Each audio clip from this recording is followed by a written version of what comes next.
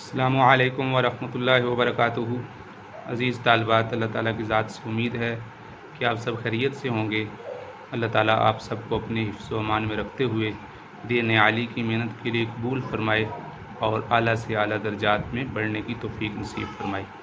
آج ہم اس سبق میں صحیح بخاری 2 میں سبق نمبر 1 باب غزوۃ العشیرہ او الاسیرہ اس کی ابتدا کریں گے۔ سبق شروع کرنے سے پہلے دعا پڑھ لیجئے۔ رب یسر ولا تعسر وتمم بالخیر وبک نستعین یا فتاح یا فتاح یا فتاح رب زدنی علما رب زدنی علما رب زدنی علما۔ اللہم صلی علی محمد وعلی آل محمد کما صلیت علی ابراہیم وعلی آل ابراہیم انک حمید مجید۔ جی عزیز طالبات، کتابیں کھول لیجئے۔ جی عزیز طالبات، بخاری شریف جلد 2 میں کتاب المغازی سے اس کی ابتدا ہوتی ہے، اور کتاب المغازی میں ہی یہ سلیبس، کتاب المغازی آپ کے سلیبس میں شامل ہے، اور اس کی ابتدا ہو رہی ہے باب غزوۃ العشیرۃ او الاسیرۃ، یہاں سے اس کی ابتدا ہو رہی ہے۔ اور آپ انشاءاللہ العزیز جلد اول میں کتاب الجہاد پڑھیں گے اور یہاں آپ کتاب المغازی پڑھیں گے۔ ان دونوں کتابوں میں جو بنیادی طور پہ فرق ہے، اکثر احادیث ایک طرح کی آئیں گی، لیکن امام بخاری رحمۃ اللہ علیہ نے دونوں کتابوں کو علیحدہ علیحدہ عنوان پہ مستقل ایک تفصیل لکھی ہے۔ ایک بہت بڑی کتاب کتاب الجہاد کے نام سے ہے، اور ایک بہت بڑا حصہ کتاب المغازی کے نام سے ہے۔ وہاں پر امام بخاری رحمۃ اللہ علیہ نے جہاد کے احکامات بیان کیے ہیں، مال خمس کی تقسیم، مال فیک کی ترتیب، اور جو جہاد میں شرکت کرتے ہیں گھوڑے پر، پیدل، اونٹوں پر، ان کے مال کی تقسیم کیا ہوگی اور کس اعتبار سے تقسیم ہوگا، اور آپ صلی اللہ علیہ وسلم کو کن کن غزوات میں کیا کیا مال ملا اور اس کی آپ نے کیسے تقسیم فرمائی۔ وہاں یہ ہے، سارے کے سارے احکامات یہ ہیں۔ اور اس کے برعکس یہاں پر آپ صلی اللہ علیہ وسلم کے غزوات کتنے تھے، آپ نے کہاں کہاں غزوات کیے، کہاں پر آپ دفاعی طور پہ گئے، کہاں پر آپ جو ہے جہاں پر آپ اقدامی طور پر گئے۔ اقدامی جہاد ہوتا ہے کہ آپ کی پیش رفت ہو، دفاعی آپ کے اپنی حفاظت کی غرض سے نکلنا ہو۔ کہاں آپ نے صحابہ کو بھیجا، کہاں آپ خود بنفس نفیس تشریف لے گئے، اس کے بیان کو امام بخاری رحمۃ اللہ علیہ یہاں بیان کریں گے کتاب المغازی میں۔ تو عزیز طالبات، آج ہم اپنی اس کتاب کی آغاز کرتے ہیں کہ سب سے پہلے تو ہمیں یہ جاننا چاہیے کہ اللہ رب العزت نے مکی زندگی میں جہاد کی اجازت نہیں دی۔ وہاں یہی حکم تھا کہ برداشت کریں، صبر کریں، کفار کی بات پر صبر کریں، اور ہر بات کو پی جائیں اور کسی بات کا جواب نہیں دینا۔ مکہ مکرمہ میں یہی احکامات تھے، یہی تعلیمات تھیں، لیکن جب آپ صلی اللہ علیہ وسلم مدینہ منورہ تشریف لے آئے تو وہاں پر آپ صلی اللہ علیہ وسلم کو جہاد کی اجازت دی گئی۔ گویا کہ جہاد سے کفار کے لیے ایک تعزیانہ تھا، اللہ رب العزت کی طرف سے ایک عذاب تھا، ان کی پکڑ تھی کہ جو کفار دعوت کے راستے سے اسلام کو قبول نہیں کریں گے، ان کو راستے سے ہٹانے کے لیے اور آگے پیغام پہنچانے کے لیے جہاد کے لیے دفاعی اور اقدامی ہر طرح کے جہاد کے لیے جانا پڑے گا۔ تو اس کے لیے جو سب سے پہلے آیت نازل ہوتی ہے، جو اس میں سب سے پہلے آیت نازل ہوتی ہے، وہ یہ آیت ہے اذن للذین یقاتلون بانہم۔ یہ آیت نازل ہوتی ہے سورہ حج کی، یہ آیت نمبر 39 ہے، 39 سے 41 تک یہ آیات نازل ہوتی ہیں۔ اس میں اللہ رب العزت نے مسلمانوں کو کھلے عام یعنی کفار کے ساتھ اس بات کی اجازت دی کہ اگر کفار مقابلے پہ آتے ہیں تو جہاں آپ صلی اللہ علیہ وسلم پر وحی نازل ہوگی، وہاں آپ کفار کے مقابلے میں پہم ہو جائیں اور آپ اپنا اسلحہ تیار کر کے کفار کے مقابلے میں نکلیں گے۔ وَقَاتِلُوا فِي سَبِيلِ اللَّهِ الَّذِينَ يُقَاتِلُونَكُمْ وَلَا تَعْدُوا أَنَّ اللَّهَ لَا يُحِبُّ الْمُعْتَدِينَ۔ اس طرح کی آیات نازل ہوئیں، اور اقدامی جہاد کی آیات بھی موجود ہیں قرآن مجید میں۔ وَقَاتِلُوا الْمُشْرِكِينَ حَيْثُ وَجَدتُّمْ، مشرکین کے ساتھ قتال کرو جہاں تم پاؤ۔ پھر اس کے ساتھ ساتھ یہ کہ جہاں پر اللہ رب العزت نے جہاد کی اجازت دی ہے تو وہاں پر قرآن مجید میں اللہ رب العزت نے جہاد کی پوری رہنمائی کی ہے کہ جہاد کس طرح کرنا ہے۔ ایک تو یہ کہ اللہ اور اللہ کے رسول کی نافرمانی نہیں کرنی، اللہ اور اللہ کے رسول کی اطاعت کرنی ہے، اور اسی طرح جب تم کسی جماعت کے مقابلے میں ہو تو ان کا بہت سے آداب کا لحاظ رکھنا ہے۔ اس میں یہ کہ جو سب سے پہلے یہاں بیان کیا گیا، جیسے یا ایھا الذین آمنوا اذا لقیتم فئۃ فاثبتوا، کہ جب تمہیں کسی کفار کی جماعت سے مقابلہ پڑ جائے تو تم ثابت قدم رہو۔ تو سب سے پہلے ثابت قدمی، پھر اللہ رب العزت کا ذکر، اور اللہ رب العزت کا ذکر، رسول اللہ صلی اللہ علیہ وسلم کی اطاعت، اور آپس میں نزاع اور جھگڑے سے بچنا، اور کافروں کے مقابلے میں جم جانا، اور اسی طرح دکھلاوے اور اترانے اور تکبر سے پرہیز کرنا، اور تمام اعمال کے بارے میں محاسبہ رکھنا کہ اللہ رب العزت کس کو جانتے ہیں، اور اس کی غرض اور غایت یہ ہے کہ اللہ رب العزت کا کلمہ بلند ہو جائے، اعلاء کلمت اللہ۔ یہ جہاد کی غرض ہے کہ مجاہد فی سبیل اللہ وہی ہوگا جو صرف اس بنیاد پہ اللہ کے راستے میں نکلے گا کہ اللہ رب العزت کا کلمہ اور اللہ کا لایا ہوا دین بلند ہو جائے۔ جو آدمی اپنی قوم، قبیلے اور اپنی دوسری اغراض کے لیے نکلے گا، مال حاصل کرنے کے لیے، یا یہ دیکھنا کہ مسلمانوں کو بڑا مال حاصل ہوگا، مجھے بھی مال غنیمت میں حصہ ملے گا، تو اس آدمی کو جہاد میں جانے کے فضائل حاصل نہیں ہوتے۔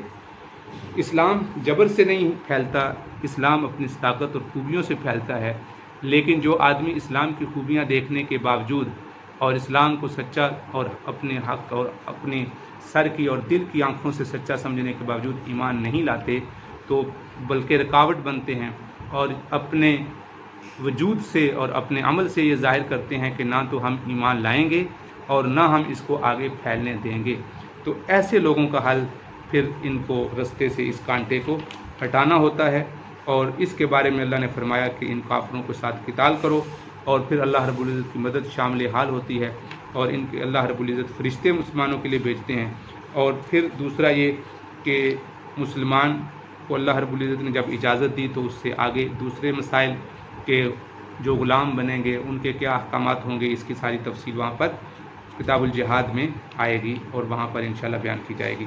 اور جہاد میں سب سے پہلے یہ ہے کہ دعوت دی جائے، اور مسلمانوں کو چاہیے کہ وہ کفار کو اللہ کی طرف دعوت دیں، اور یہ تبلیغ کا سلسلہ ان میں اتنا نمایاں ہو جائے کہ وہ لوگ اس بات کو سمجھ لیں کہ اگر اب ہم نے اس بات کو، اللہ کے احکامات کو نہیں مانا، تو اللہ رب العزت ان پر جو اللہ کا کوڑا ہے وہ ہم پر برسے گا۔ تو اس وجہ سے اس سطح تک ان کو یقین ہو جائے تو دعوت دینا ضروری ہے۔ اور آپ انبیاء علیہ الصلوۃ والسلام کی بعثت کا مقصد ہی بنیادی طور پہ دعوت ہے، لوگوں کو جہنم سے بچا کر جنت کے راستوں پہ لا کھڑا کرنا، یہ انبیاء علیہ الصلوۃ والسلام کی بعثت کا مقصد ہے۔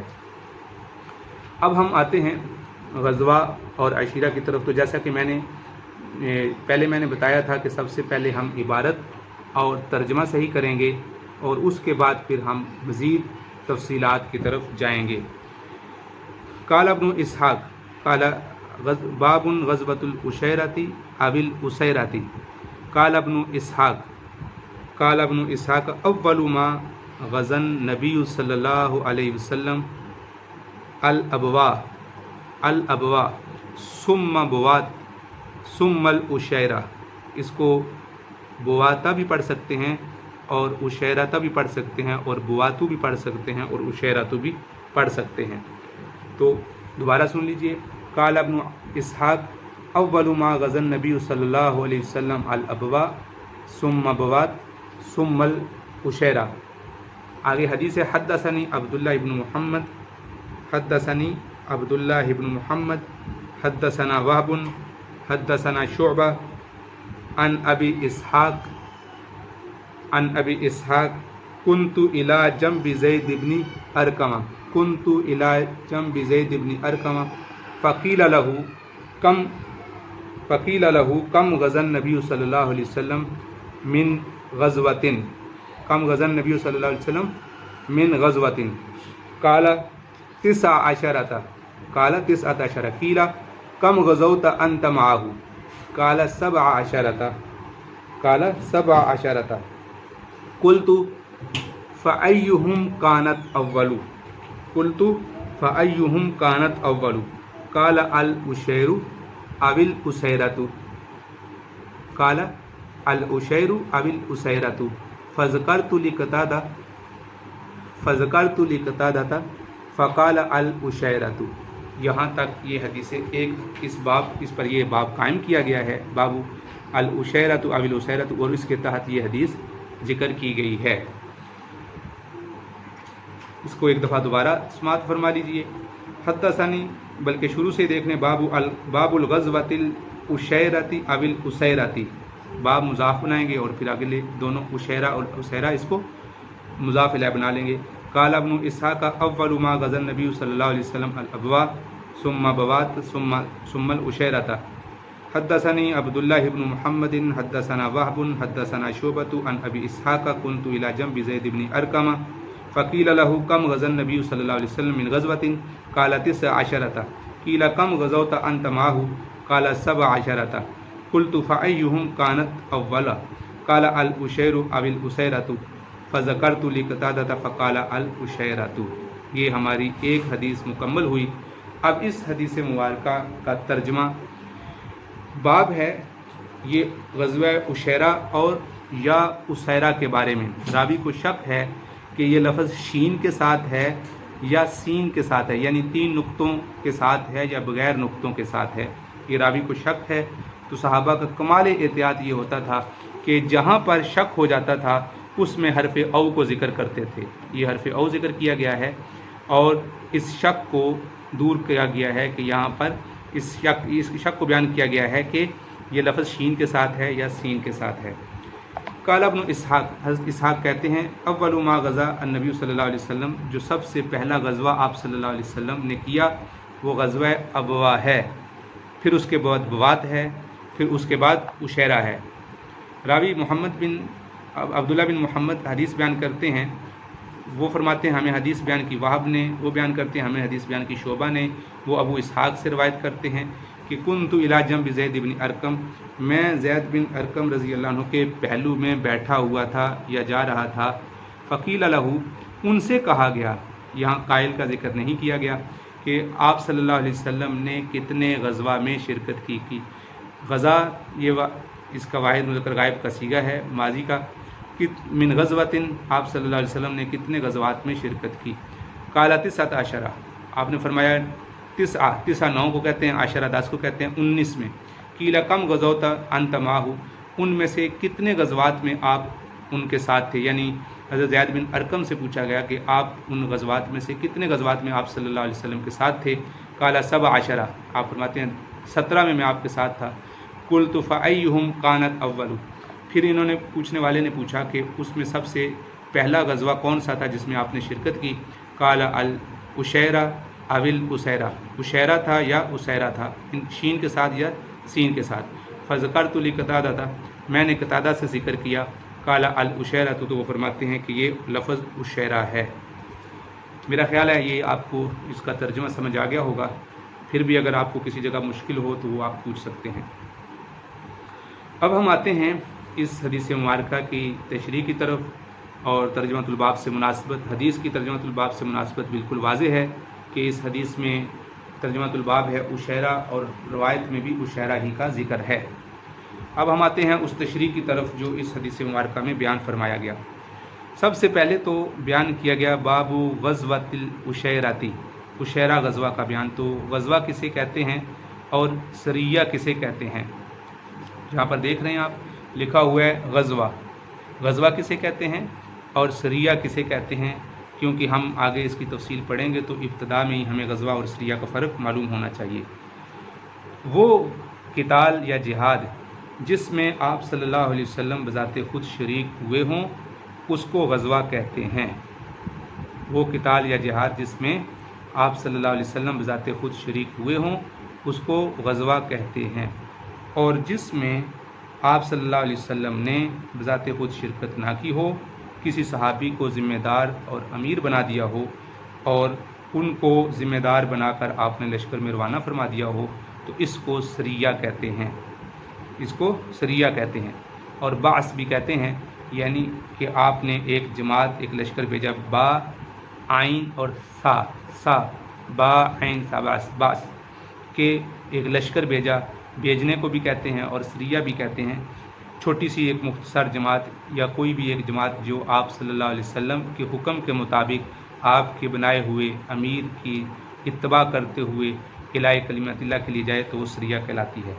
अब सवाल ये पैदा होता है कि सिलसिला जिहाद की इब्तदा गज़वात से हुई या सरिया से हुई। सराया जमा है सरिया की, सराया से आपकी इब्तदा हुई या गज़वात से हुई। तो इसमें एक तफसीली बहस है।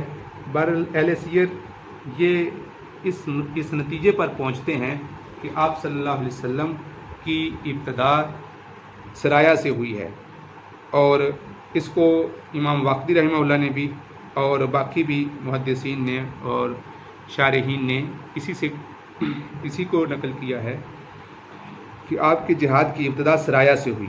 तो चुनांचे अब हमें ये देखना होगा कि सबसे पहला सरिया कौन सा है और कौन कौन से सरिये आप सल्लल्लाहु अलैहि वसल्लम ने इसके लिए भेजे। तो आप इसको मुलाहिज़ा फरमा लीजिए। तो अज़ीज़ तालिबात, सराया की तफसील में हम जाते हैं तो सबसे पहले सरिया जो है वो सरिया हमज़ा बिन अब्दुल मुत्तलिब, ये सबसे पहले सरिया है जिसको आप सल्लल्लाहु अलैहि वसल्लम ने रवाना फरमाया। और इनकी जो रवानगी की तारीख़ थी 1 हिजरी रमज़ान में इनको आप सल्लल्लाहु अलैहि वसल्लम ने रवाना फरमाया। और रमज़ान में 1 हिजरी में आप अलैहिस्सलाम ने हज़रत हमज़ा बिन अब्दुल मुत्तलिब को 30 महाजरीन, कितने 30 महाजरीन की एक जमात का अमीर बनाया। और सैफुल बहर, सैफ जिसको तलवार कहते हैं, सीन याफा, सैफुल बहर एक जगह का नाम है, उस तरफ आपने रवाना फरमाया कि कुरैश के 300 सवार जो मुश्तमिल हैं, 300 सवारों का एक दस्ता है, वो एक काफ़िले का वहाँ ताक़ुब करें उनका। और फिर अबू जहल की क़यादत में वो शाम से आ रहा था वो एक काफ़िला, तो ये हज़रात उस काफ़िले के ताक़ुब के लिए गए। आमना सामना भी हुआ लेकिन वहाँ पर क़िताल की नौबत नहीं आई। दूसरा सरिया उबैदा बिन अल हारिस, सरिया उबैदा बिन अल हारिस, ये 1 हिजरी शवाल को आप सल्लल्लाहु अलैहि वसल्लम ने रवाना किया। इनके मातहत जो जमात थी उसमें तकरीबन 60 के करीब महाजरीन थे। और इनको जिस जगह की तरफ रवाना किया गया उस जगह का नाम था राबिग बा के साथ। इसमें आपने राबिग की तरफ रवाना फरमाया और यहाँ पर भी आमने सामने हुए लश्कर, लेकिन वहाँ पर भी क़िताल की नौबत नहीं आई। यहाँ पर भी कुरैश का एक लश्कर था और इसके ताक़ुब के लिए आप सल्लल्लाहु अलैहि वसल्लम ने भेजा था। तीसरा सरिया साद बिन नबी वकास का है, ये ज़िलक़ादा 1 हिजरी में आप सल्लल्लाहु अलैहि वसल्लम ने रवाना फरमाया और ये भी काफ़िरों के एक ताक़ुब के लिए भेजा गया था। और इसमें तकरीबन 20 आदमी थे, मुहाजिरीन की जमात थी। और वादी खरार, एक जगह का नाम है वादी खरार, जो जोफ़ा के करीब था, वादी खरार, वहाँ आपने इनको रवाना किया। वहाँ भी कुरैश के काफ़िले के ताक़ुब था लेकिन क़िताल की नौबत नहीं आई। तो ये 3 सराया आप सल्लल्लाहु अलैहि वसल्लम ने 1 हिजरी में, यानी जिस साल आप सल्लल्लाहु अलैहि वसल्लम तशरीफ़ लाए उसी साल ही आपने ये तीनों आपने सराया भेजे। और उसके बाद फिर 5 गज़वात के लिए आप सल्लल्लाहु अलैहि वसल्लम, 5 गज़वात जिसमें आप सल्लल्लाहु अलैहि वसल्लम महाजरीन की जमात के साथ बनफ़्स नफीस गए, उनकी भी तशरीह आप मुलाहिज़ा फरमा लें। तो अज़ीज़ तालिबात, अब हम आते हैं गज़वात की तरफ। तो ये चूँकि तरतीब के साथ है तो अब हम ये देखिएगा ग़ज़वा अबवा। उसके बाद आप सल्लल्लाहु अलैहि वसल्लम ने ग़ज़वा अबवा के लिए सफ़र 2 हिजरी में आपने इरादा फरमाया और ग़ज़वा अबवा आपका उस यानी सराया से जब इब्तदाई तौर पे तो सराया थे और उसके बाद फिर आप सल्लल्लाहु अलैहि वसल्लम ने ग़ज़वा अबवा, एक अबवा जगह का नाम है, यहाँ आपने 2 हिजरी सफ़र में आपने एक जमात के साथ बनफ़्स नफीस खुद शिरकत फरमाई। और इसमें आप मदीना का पीछे जो हाकिम बना कर गए थे, जिसको वाली मुकर्रर करके गए थे, साद बिन उबादा थे। तो हुआ ये था कि बनु ज़मरा पर हमला करना मकसूद था और इसके साथ साथ कुरैश के काफ़िले का ताक़ुब मकसूद था। لیکن یہ قریش کا قافلہ نکل گیا اور بنو زمرہ نے آپ کے ساتھ صلح کر لی کہ وہ مسلمانوں کے خلاف آپ کو اقدامی کارروائی نہیں کرے گا۔ تو اس طرح یہ غزوہ ابوا بھی اس کو کہتے ہیں، اور غزوہ ودان بھی، ودان واو دال الف نون ودان، اور یہ بھی کہا جاتا ہے اس کے، یعنی کہ دویا کے دو نام ہیں۔ اس کے بعد غزوہ بوات کا ذکر ہے، یہ بھی ربیع الاول 2 ہجری میں پیش آیا۔ غزوہ بوات، یہ بوات ایک جگہ کا نام ہے، اس کے قریب ایک پہاڑ ہے ینبوع، یا نون با عین ینبوع، یہ اس کے قریب یہ جگہ کا نام ہے۔ وہاں بھی آپ صلی اللہ علیہ وسلم ذات خود تشریف لے گئے، اور وہاں بھی قتال کی نوبت نہیں آئی کہ جو قریش کا قافلہ تھا وہ نکل گیا۔ اور اس وقت آپ صلی اللہ علیہ وسلم نے حضرت عثمان بن مظعون رضی اللہ عنہ کو مدینہ کا خلیفہ بنایا تھا، مدینہ کا آپ اپنے پیچھے وہ حاکم بنا کر گئے تھے۔ تیسرا غزوہ غزوہ عشیرہ ہے، جس کا اس روایت میں ذکر کیا گیا ہے، یہ 2 ہجری کا واقعہ ہے۔ عشیرہ ایک جگہ کا نام ہے، یہ اسی پہاڑ کے قریب ہے جس کا بھی ذکر کیا ہے۔ یہاں پر مہاجرین 2 یا 250 کے قریب مہاجرین کی تعداد تھی۔ آپ یہاں غور کر رہے ہیں کہ ان غزوات میں اور سرایہ میں جانے والے مہاجرین ہیں، تو مہاجرین میں یہاں پر بھی قتال کی نوبت نہیں آئی، جو قریش کا قافلہ تھا وہ نکل گیا، اور قبیلہ بنو مدلج، جو اس وقت مدلج جو تھا اس سے صلح ہو گئی، یہ بھی مسلمانوں کے خلاف کارروائیوں میں مصروف رہتا تھا، تو یہ لوگ نکل گئے اور ان کے ساتھ پھر صلح ہو گئی۔ اور اس وقت یہ تینوں غزوات جب پیش آئے تو سب سے پہلے، اس میں تھوڑا اختلاف ہے کہ سب سے پہلا کون سا ہے، بعد میں کون سا ہے، بہرحال اسی ترتیب سے تینوں غزوات یہ 2 ہجری میں غزوات پیش آئے۔ اس کے بعد جو ایک غزوہ پیش آیا جس کا بھی ذکر کیا تھا، جس کا روایت میں آیا، وہ غزوہ عشیرہ ہے یا اسیرہ، جس کا روایت میں راوی کو شک ہے، اسی کو ذکر کیا گیا ہے۔ اس کے بعد غزوہ بدر اولیٰ، یہ وہ بدر اولیٰ جس کا بدر کبریٰ ذکر کیا جاتا ہے، جس میں قتال ہوا اور مشہور ہے۔ اس سے پہلے ایک مقام غزوہ بدر اولیٰ ہوا ہے، اس سے پہلے ایک واقعہ ہوا ہے۔ اس کا پس منظر یہ تھا کہ ایک آدمی تھا قرز بن جابر فہری، قرز کاف چھوٹا کاف کاش والا، قرز بن جابر فہری، اس نے مدینہ منورہ میں آ کر مسلمانوں کی چراگاہوں کو، قرز بن جابر فہری، تو اس نے مدینہ منورہ میں جو چراگاہیں تھیں، جانور چر رہے تھے، وہاں آ کے اس نے قتال کیا، لڑائی کی، اور جانوروں کو مارا، اور اس طرح بہت نقصان پہنچایا اور بھاگ گیا۔ اس کے تعاقب کے لیے آپ صلی اللہ علیہ وسلم نے ایک جماعت روانہ کی، اور وہ جماعت مکان ایک جگہ کا نام ہے صفوان، سین فا واو الف نون، صفوان، وہاں یہ بدر کے قریب تھا، تو وہاں تک یہ لوگ گئے، لیکن یہ آدمی نکل گئے اور گرفت میں نہیں آئے، تو پھر یہاں سے مسلمان واپس آ گئے، یہاں بھی قتال کی نوبت نہیں آئی۔ تو یہ قرز بن جابر فہری جو ہے، جس کا یہ ذکر کیا گیا، یہ بعد میں مسلمان ہو گیا تھا۔ یہ جب اورینیین کا ایک واقعہ ہے جس کو آگے چل کے ہم پڑھیں گے، تو اس وقت یہ مسلمان ہوا تھا۔ اس کے بعد جو 5ویں نمبر پہ ذکر کیا گیا سریہ عبداللہ بن جہش، یہ جو پیچھے 4 ذکر کیے تھے، یہ غزوات تھے اور یہ سریہ ہے۔ اس میں 12 افراد تھے، اور ان کے ذمہ دار عبداللہ بن جہش تھے، اور عبداللہ بن جہش رضی اللہ عنہ کو ایک آپ نے خط دیا تھا اور کہا تھا یہاں سے 2 دن کا سفر کرنے کے بعد اس خط کو کھولنا۔ اس کا مقصد یہ تھا کہ تاکہ یہاں پر کسی کو پتہ نہ چل جائے کہ حضرت عبداللہ بن جہش کس مقصد کے لیے جا رہے ہیں۔ تو جب آپ 2 دن کا سفر کر چکے تو وہاں پر جا کے آپ نے خط کھولا، تو خط میں لکھا تھا کہ تم مکہ اور طائف کے درمیان مقام نخلہ نون خا لام ہا نخلہ، یہاں پہنچو اور قریش کی جاسوسی کرو، قریش کے آنے جانے والوں پہ، قافلوں پہ نظر رکھو، اور جس کا جی چاہے تمہارے ساتھ رہے، جس کا جی چاہے واپس آ جائے، یعنی اگر تمہارے ساتھ کوئی نہیں رہنا چاہتا تو اس کو کوئی واپس آ جائے۔ بہرحال آپ کے سارے ساتھی آپ کے ساتھ رہنے پہ آمادہ ہوئے، اور یہ آپ صلی اللہ علیہ وسلم کی جاسوسی کا ایک انتظام تھا کہ جب آپ نے کہیں جانا ہوتا تھا یا کسی ذمہ دار کو مقرر کرتے اور اس کو خط دیتے اور کہتے کہ یہاں سے اتنے دور چلے جاؤ اور وہاں جا کے خط پڑھو اور جو اس میں ہدایات لکھی ہیں اس پہ مطابق عمل کرو، تو اس طریقے سے یہاں پر کسی کو معلوم نہیں ہوتا تھا کہ وہ غزوہ کس کے لیے گیا ہے اور اس کے مقاصد کیا ہیں۔ اس وجہ سے آپ صلی اللہ علیہ وسلم کی جو جنگی پالیسیاں ہیں، جنگی حربیں ہیں، اس سے کافر کبھی بھی آشنا نہیں ہو سکتے اور रहती दुनिया तक मुसलमान और सारी दुनिया आप सल्लल्लाहु अलैहि वसल्लम के किए हुए फ़ैसलों और आपकी फरमाए हुए इरशादात से सबक सीखते रहेंगे। गज़वात और सराया का तारीख़ी पस मंज़र तो आपने समझ लिया, गज़वात क्या हैं, सराया क्या हैं। अब हम आते हैं मगाज़ी की तरफ। इस किताब का नाम चूँकि मगाज़ी रखा है, ये मग़ज़ा की जमा है। किसकी जमा है? मग़ज़ा की जमा है। मग़ज़ा, मीम गाइन ज़ा, मग़ज़ा की जमा है।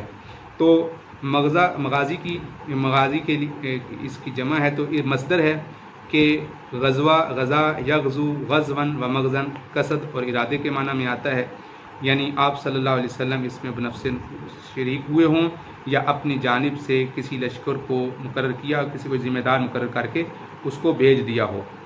अब जहाँ तक इस गज़वा का ताल्लुक़ है, गज़वा उसैरा जिसको कहा गया है, इसमें यहाँ पर एक रावी को शक है और इसमें दो राय नहीं हैं कि एक गज़वा उसैरा वो है सीन के साथ जो गज़वा तबूक है, वो उसर से है और उसर की बहुत ज़्यादा तंगी, गज़वा तबूक की जो तंगियाँ हैं वो किसी से मख्फी नहीं हैं। जो हदीस की तालबात हैं उनको गज़वा तबूक की पूरा इल्म होगा, तो वो जानते हैं कि गज़वा तबूक में कितनी मशक्क़त पेश आई थी, तो वो एक इलादा गज़वा है।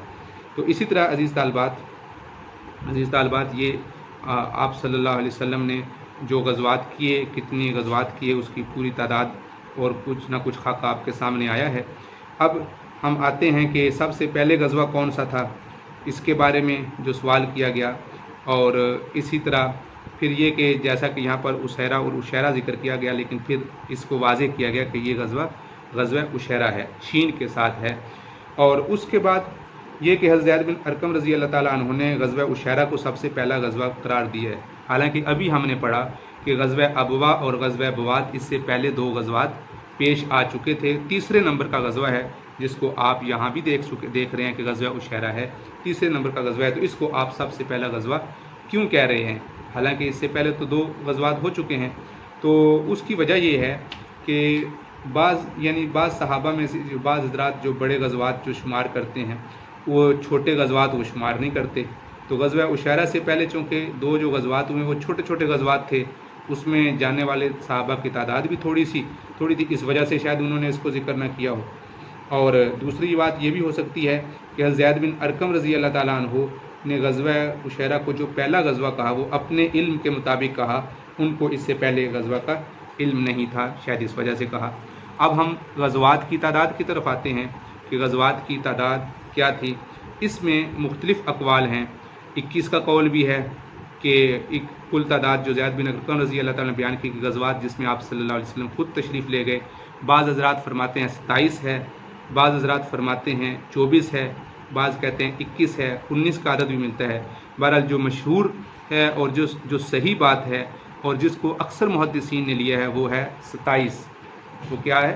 27 का अदद है कि 27 गज़वात में आप सल्लल्लाहु अलैहि वसल्लम ने शिरकत की। 27 में कि इसमें उन 27 के नाम भी हज़रात ने ज़िक्र किए हैं, और उनमें जो 9 गज़वात ऐसे हैं जिनमें किताल हुआ।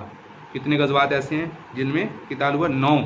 सबसे पहले बदर, फिर उहद, फिर खंदक, फिर कुरैज़ा, फिर मुस्तलक स्वाद के साथ है मुस्तलक, फिर खैबर, मुस्तलक ऐसे लिखते हैं